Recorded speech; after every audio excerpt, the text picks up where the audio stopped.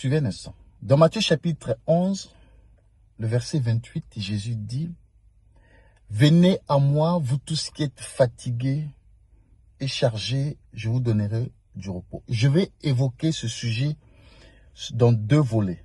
Dans le plan de la révélation et sur le plan prophétique. Qui est fatigué et qui est chargé? Pourquoi il parle des chargés? Pourquoi il parle des fatigués? Suivez bien.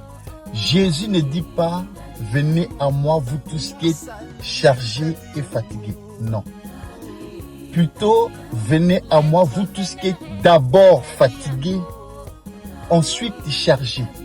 Qui sont ceux qui sont fatigués? C'est un groupe. Qui sont ceux qui sont chargés? C'est un autre groupe. Pourquoi? J'explique. Dans 1 Samuel chapitre 30, je laisse l'écriture ici. Lorsqu'on vint piller Tsiklag, là où étaient David et ses gens, au nombre de 600 personnes, femmes et enfants ont été emmenés en déportation par les Amalécites.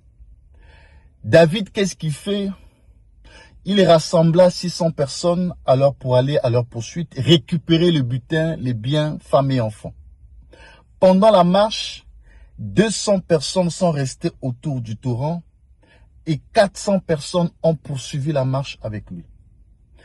Les 200 personnes qui sont restées autour du torrent, l'Écriture soulève, ils étaient fatigués.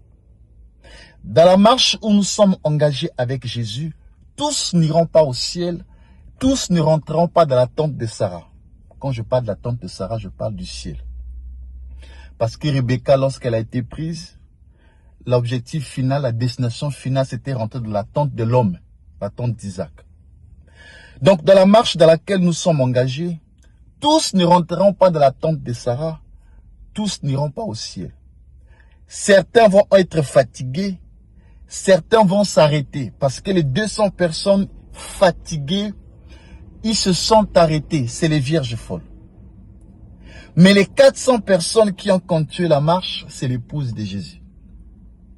Si aujourd'hui, Dieu vous fait grâce demain d'avoir part au ciel, ça ne vient pas de vous, mais c'est une grâce que vous avez obtenue de la part de Dieu. N'empêche, de l'autre côté, ceux qui sont fatigués, qui seront fatigués en ce temps-là, ça ne vient pas d'eux, mais c'est Dieu qui a permis qu'ils soient fatigués. Donc les 200 personnes fatiguées et qui sont restées à côté du torrent, c'est les vierges folles. Les vierges folles ne signifient pas qu'ils sont perdus ou qu'elles sont perdues. Non.